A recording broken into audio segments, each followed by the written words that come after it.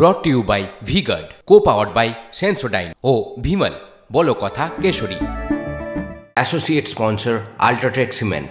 জয়ী প্রার্থীদের নিয়ে দিল্লিতে এনডিএ সংসদীয় দলের বৈঠক, সরকার গঠনে কৌশল নিয়ে আলোচনা।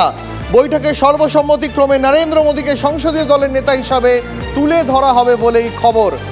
নয়াদিল্লি থেকে আমাদের দুই প্রতিনিধি আমাদের সঙ্গে সরাসরি রয়েছেন। জ্যোতির্ময় কর্মকার রয়েছেন আমাদের সঙ্গে, রয়েছেন আমাদের পলিটিক্যাল ব্যুরো চিফ রাজা চট্টোপাধ্যায়। রাজা, সবার আগে তোমার কাছে আসি। রাজা, আজকের দিল্লিতে কার্যত ম্যারাথন বৈঠকের কর্মসূচি, কি কি কর্মসূচি রয়েছে, কি কি বৈঠক, সেখানে কি কি আলোচনা হতে পারে, একবার সহজ করে যদি একবার বুঝিয়ে বলো। দেখো, সকাল 9:30 নাগাদ জেডিইউ নিজেদের মধ্যে আলাদা করে বসে নিয়েছিল। জেডিইউ সাংসদরা বসেছিলেন, নীতিশ কুমারের দলের সাংসদরা, এবং তারা কি রণনীতি নিয়ে এগোবেন, কি চাইবেন না চাইবেন, কোনটা চাওয়া হয়েছে কোনটা এখনও চাওয়া হয়নি, এগুলো তারা স্থির করেছেন। একেবারে ইন্টারনাল মিটিং তাদের। তারপরে যে বড় বৈঠকটা বিজেপি অফিসে হওয়ার কথা ছিল, এটা শিফট করে গেছে পার্লামেন্ট ভবনে। পুরোটাই সংসদীয় দলের বৈঠক হবে। এমনিতে এখন যারা নতুন সাংসদ হয়ে এসেছেন তাদের তো আগে আলাপ পরিচয়ের একটা ব্যাপার থাকে, রেজিস্ট্রেশন করাতে হয়, আলাপ পরিচয়ের ব্যাপার থাকে। এই পর্বটা প্রথমে কিছু টেকনিক্যাল ব্যাপার হয়ে যাবে। সেই টেকনিক্যাল ব্যাপারগুলো মিটে যাবার পর প্রধানমন্ত্রীর নেতৃত্বে আজকে এনডিএ সমস্ত শরিকদের যত সাংসদ আছে সবার বৈঠক। এবং লক্ষণীয়, সেখানে কিন্তু স্টেট বিজেপি প্রেসিডেন্টরাও থাকছেন এবং একই সঙ্গে সেখানে যারা বিভিন্ন বিজেপি শাসিত রাজ্যের মুখ্যমন্ত্রী তারাও থাকছেন। ফলে গোটা বিজেপি দলের টপ ব্রাস আজকে এক ছাতার তলায়, প্লাস যারা যারা লেজিসলেশনে আছেন, আইন যারা প্রণয়ন করবেন, তারা সবাই করবেন এবং করেন এক জায়গায়। সেখানে বসে আজকে তারা গোটা এনডিএ কিভাবে এগোবে তার একটা রোডম্যাপ ফাইনালাইজ করবেন। এটাই আজকের মূল বৈঠক। এই বৈঠক হয়ে যাওয়ার পর প্রধানমন্ত্রী আজকে রাষ্ট্রপতি ভবনে গিয়ে স্টেক ক্লেম করবেন, যে সরকার তৈরি করবেন। সেই সরকার তৈরি করার যে ফর্মাল দাবি জানাতে হয়, সেই আনুষ্ঠানিক দাবিটা পেশ করবেন। রাজা, আমাদের সঙ্গে থাকো। আমাদের আরেক প্রতিনিধি নয়াদিল্লি থেকে জ্যোতির্ময় রয়েছেন। জ্যোতির্ময়, এই এনডিএর বৈঠকে তো আজকে অনেকগুলো সিদ্ধান্ত চূড়ান্ত হওয়ার সম্ভাবনা, এমনকি বাংলা থেকে মন্ত্রী কারা কারা হবেন সেটাও কি আজকের এই বৈঠকে কোথাও একটা চূড়ান্ত হয়ে যেতে পারে? দেখো, সকাল 11:15 অর্থাৎ আর কিছুক্ষণ মাত্র বাকি, আর কিছুক্ষণের মধ্যেই এই বৈঠক শুরু হচ্ছে।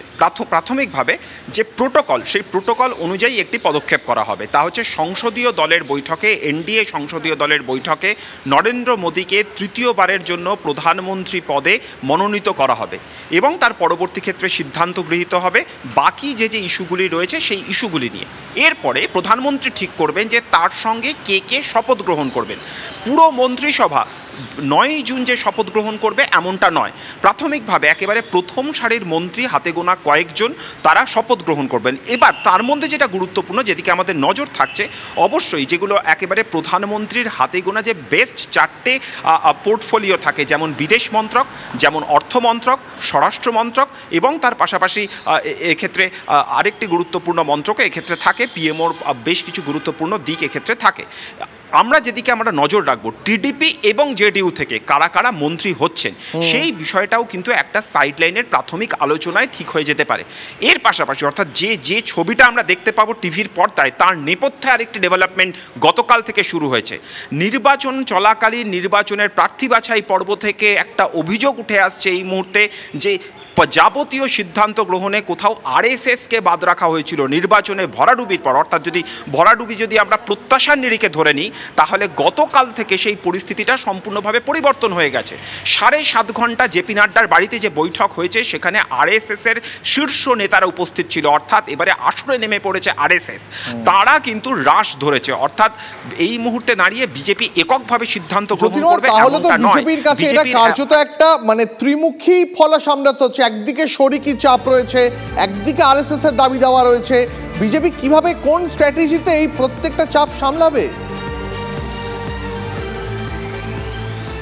দেখো, আমরা বাংলার রাজ্য রাজনীতিতে যে আলোচনা করছি, দিলীপ ঘোষ কী বললেন, সৌমিত্র খাঁ কী বললেন, ঠিক একইভাবে জাতীয় রাজনীতিতেও বিজেপির টপ ব্রাসের বিরুদ্ধে একাধিক প্রশ্ন উঠে গিয়েছে। গতকাল দিনভর উত্তরপ্রদেশের একাধিক নেতা, তারা যোগী আদিত্যনাথ, অমিত শাহ নিয়ে প্রকাশ্যে মুখ খুলতে শুরু করেছেন, যা গত 10 বছরের মোদি জমানায় কেউ ভাবতে পর্যন্ত পারত না। অর্থাৎ বেশ কিছু অপ্রত্যাশিত ডেভেলপমেন্ট হচ্ছে। আর ঠিক সেই পরিস্থিতিকে দ্রুত সামাল দিতে, যাতে বিজেপির ভাবমূর্তিতে কোনোভাবে কোনো কালি না লাগে, আসরে নেমে পড়েছে আরএসএস। এবং যে খবরটা আমরা পাচ্ছি এতদিন পর্যন্ত আরএসএস নেতৃত্বকে বিজেপির এই শীর্ষ সিদ্ধান্ত নেওয়ার ক্ষেত্রে বেশ কিছুটা তাদেরকে বাইপাস করা হচ্ছিল, আবার তারা নিয়ন্ত্রণের রাশ নিজেদের হাতে নিতে চলেছে। ফলত সেদিকে কোনো বৈঠক হয় কিনা নজর থাকবে আমাদের সেদিকে। দ্বিতীয়ত টিডিপি এবং জেডিইউ এবং অবশ্যই রামবিলাস পাসওয়ান আছেন, অপর দিক থেকে জেডিএস রয়েছে, অপর দিক থেকে শিবসেনা রয়েছে, তাদেরকেও খুশি করতে আলাদা আলাদাভাবে কিন্তু দিনভর বেশ কিছু বৈঠক হবে। যে কথা আমরা আগেও জানিয়েছি যে রাজনাথ সিং, জেপি নাড্ডা এবং অমিত শাহকে আলাদা করে দায়িত্ব দেওয়া হয়েছে। টিভির পর্দায় আমরা যা দেখতে পাবো তা হচ্ছে প্রধানমন্ত্রী তিনি চন্দ্রবাবু নাইডু, নীতিশ কুমার তাদেরকে সঙ্গে নিয়ে গিয়ে বিজেপির শীর্ষ নেতৃত্বকে নিয়ে গিয়ে সরকার গঠনের জন্য রাষ্ট্রপতির কাছে আমন্ত্রণ জানাবেন। কিন্তু সেই ছবির নেপথ্যে একাধিক ডেভেলপমেন্ট ঘটছে, সেই ডেভেলপমেন্টগুলোই আগামী দিনের রাজনীতির অভিমুখ সম্পূর্ণভাবে স্পষ্ট করে দেবে আমাদের সামনে। বেশ জ্যোতির্ময়, অনেক ধন্যবাদ তোমাকে। সংসদ ভবনের নিরাপত্তায় বড়সড় খবর। সংসদ ভবনের বাইরে 3 সন্দেহভাজনকে আটক করেছে সিআইএসএফ। সিআইএসএফ এর হাতে পাকড়াও তিনজন সন্দেহভাজন। তাদের 3 নম্বর গেটের কাছ থেকে আটক করেছে সিআইএসএফ। ধৃতদের কাছ থেকে মিলেছে জাল আধার কার্ড। মোদী সরকারের শপথ নেওয়ার আগে 3 সন্দেহভাজন এভাবে ধরা পড়ায় তীব্র চাঞ্চল্য। এদের খবর আগে থেকে পাওয়া যায় না কেন যে সন্দেহভাজন হয়ে থাকে, অবশ্যই একটা প্রশ্ন চিহ্ন। সংসদ ভবনে যখনই হাই প্রোফাইল কোনো ইভেন্ট হয় তখন তো নিরাপত্তা থাকা দরকার, মানে বাড়ানো তো করা তো উচিতই। এবং এই সব ব্যাপারে সবসময় সন্দেহ থাকে, সুতরাং আমাদের আরো সজাগ হবার দরকার। Brought to you by V Guard, co powered by Sensodyne ও ভিমল, বলো কথা কেশরী। Associate sponsor UltraTech cement.